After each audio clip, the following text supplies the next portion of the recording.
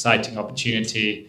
I think if the crowd is silent, England are probably going to be doing well. So I guess that's our positive way of looking at it. And लो भाई, PAT Gomez के बाद अब भाई England के player Sam Curran ने भी Indian team को warning दे दी है। कहा है कि भाई हम जो है ना 5 तारीख को वानखेड़े के स्टेडियम में जितने भी भाई इंडियन क्रिकेट फैंस आएंगे ना भाई हम उनको चुप करवा देंगे। आप अभिषेक का एक गेम तो जो ये ओवर एक्टिंग कर रहा है ना सैम करन के, हम क्राउड को साइलेंट करा देंगे, हम अभिषेक को होपफुली साइलेंट करा देंगे। भाई वो तो उससे तो वैसे भी नहीं खेला जा रहा था। अब जो तूने पंगा लिया है अब मुझे लग रहा है वो मारेगा अभिषेक। और एक गेम तो उसने देनी थी, number 1 T20 batter in the world है भैया, मजाक थोड़ी है। यहां तक टीम ले आई, अब 2 मैच बचे, उसमें से एक भी दे दे अभिषेक। और मुझे लग रहा है सेमीफाइनल तो अभिषेक ही दे रहा है, मुझे भी लग रहा है, क्योंकि सैम करन ने जो बोला है। मुंबई के वानखेड़े स्टेडियम में 1.5 लाख इंडियन अवाम को मैं चुप करवाऊंगा, सैम करन ने बोल दिया है। मुझे लग रहा है ये सैम करन ने जो ओवर एक्टिंग करी है ना कि hopefully Abhishek will have a quite game, वो वैसी क्वाइट गेम्स ही हो रही थी उसकी। इसने अपने आप को जिंक्स कर लिया।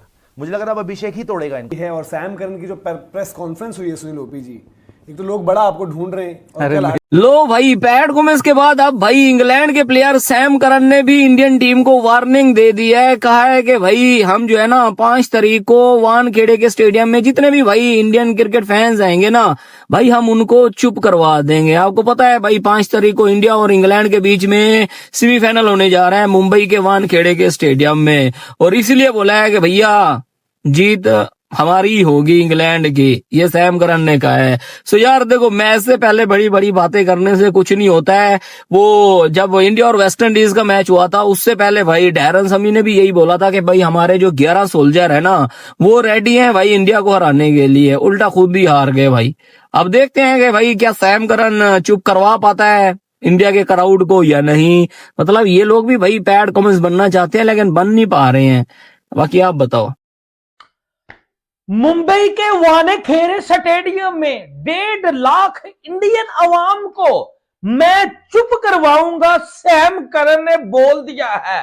जो अभी अंडे से भी बाहर नहीं निकला, जिसने आईपीएल में भाईजान जो है वो उठा उठा के बैटिंग सीखी, जिसने आईपीएल में एमएस धोनी के पकड़ पकड़ के जो है वो बॉलिंग सीखी, आज वही बाप के खिलाफ जो है वो उठ के कह रहा है कि मैं इंडियन अवाम को साइलेंट करवा दूंगा और सूर्य कुमार यादव को फिर रोना पड़ेगा।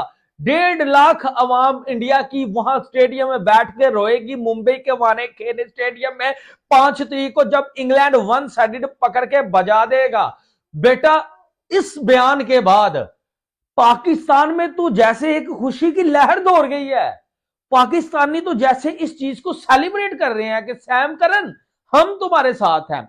भाई इंग्लैंड वालों, हम तुम्हारे साथ है, तुम्हारा मिशन एक ही होना चाहिए कि पकड़ के जो है वो इंडिया को बजाना है और तुम लोगों ने सेमीफाइनल से फाइनल में जो है वो निकल जाना है। तुम्हारा यही जो है वो ड्रीम होना चाहिए, हम तुम्हारे जो है वो साथ हैं। लेकिन दोस्तों, क्या जो है वो सैम करन का ये ख्वाब पूरा हो पाएगा? बेटा, इंडियन अवाम्स ना तेरे ऊपर जो है वो चढ़ जाएंगे, इंडियन अवाम्स पकड़ के ना अब तुझे बजाएंगे। भाई पहले तो इंडियन अवाम कुछ बोलते नहीं है, लेकिन इनके गुरुजी फरमाते हैं बेटा इंडियन अवाम के कि पहले तो किसी को छेड़ो ना, अगर कोई फिर आपको छेड़े तो उसको जो है फिर छोड़ो ना। लेकिन क्या सैम करन की ये स्टेटमेंट इसको रुलाने वाली है, इसको जो है वो तरपाने वाली है? और भाई इसने ओपन चैलेंज किया है मीडिया टॉक में आके कि हम छोड़ने नहीं वाले। जिस तरह हम पहले जो है वो इंडिया का हाल किया था 2022 में 10 विकेटों से पहला था, इसी तरह जो है हम इंडिया को पकड़ के बजाने वाले हैं। लेकिन पाकिस्तान मीडिया में इस चीज की सेलिब्रेशन को किस तरह जो है वो मनाया जाएगा? किस किस जो है वो एक्स क्रिकेटर ने आके बोला कि सैम करन हम तुम्हारे जो है वो इस डिसीजन को, इस जो है वो बहादुरी वाले जो है वो स्टेटमेंट को हम जो है वो अप्रिशिएट करते हैं कि तुमने आके जो है वो एक मर्दाना बात की है। ठीक है, तो पाकिस्तान में किस किस ने जो है वो सैम करन की इस जो है वो स्टेटमेंट को, फैसले को अप्रिशिएट किया है वो मैं आपको बताऊंगा। और सैम करन की पूरी स्टेटमेंट, ये तो जस्ट एक ट्रेलर था, आपको पूरी स्टेटमेंट बताऊंगा। लेकिन बेटा सैम करन अब वो दौर बदल गया है। अब सामने तेरे अब अभिषेक शर्मा अब्बू होगा, अब तेरे सामने ईशान किशन होगा, कौन कौन तेरे सामने होगा मैं तुझे बताता हूं। संजू सैमसन तेरा क्या हाल करेगा। हम पाकिस्तानियों ने भी यही गलती की थी स्टेटमेंट देने की, और आज हम बाहर बैठे हैं 15 फरवरी को हार के बैठे हैं, स्टेटमेंट हमारे घुस गई हैं, प्रोग्राम जो है वो हमारा बढ़ चुका है। लेकिन क्या इंग्लैंड का हाल पाकिस्तान जैसा होने वाला है, इसके ऊपर मैं डिटेल में बात करूंगा। जितने भी मेरे इंडियन दोस्त हैं पॉइंट, जितने भी मेरे इंडियन दोस्त हैं, वीडियो को लाइक कर दें।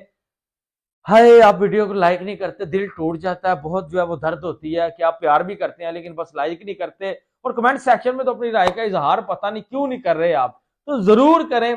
आपकी मोहब्बत चाहिए होती है भाईजान, क्योंकि टीम इंडिया को सपोर्ट कर रहा हूं। कल जो है वो टीम इंडिया फाइनल में, और जो है संडे को टीम इंडिया इंशाल्लाह जो है वो ट्रॉफी उठाएगी, क्योंकि टीम इंडिया पॉइंट डिजर्व करती है। अब क्या ये स्टेटमेंट देना मैच से पहले, भाई क्या आप जो है वो इंडियंस के साथ माइंड गेम कर रहे हैं? क्योंकि आपको याद है कि जस्टिन लैंगर, उसने भी एक दफा माइंड गेम की थी जब एक बहुत बड़ा टेस्ट मैच था England versus India, Virat Kohli को लेके कि इसको तो आउट करना इम्पॉसिबल है। वो जो है वो मैच विराट कोहली का अच्छा नहीं था गया। यानी कि ये जो घोड़े होते हैं ये हमेशा माइंड गेम जो है वो खेलते हैं। जिस तरह सैम करन ने जो है वो अब माइंड गेम खेली, या पैट कमिंस ने माइंड गेम खेली, ठीक है, कि हम चुप करवाएंगे, हम ये करेंगे, हम वो करेंगे, इंडिया कहीं पिच ना बदले, हम पिच की फोटो ले लेंगे, ठीक है। एक तरफ अब्बू का डर भी है, एक तरफ टेंशन भी है, एक तरफ जो है वो अब्बू ने पकड़ के बजाना भी है, लेकिन फिर भी बहादुरी भी दिखा रहे हैं। जो सैम करन धमकी दे रहे हैं एक तरीके से, वो कह रही है क्राउड शुरू में तो देखो we are expecting a lot of noise, but then we would want a silence.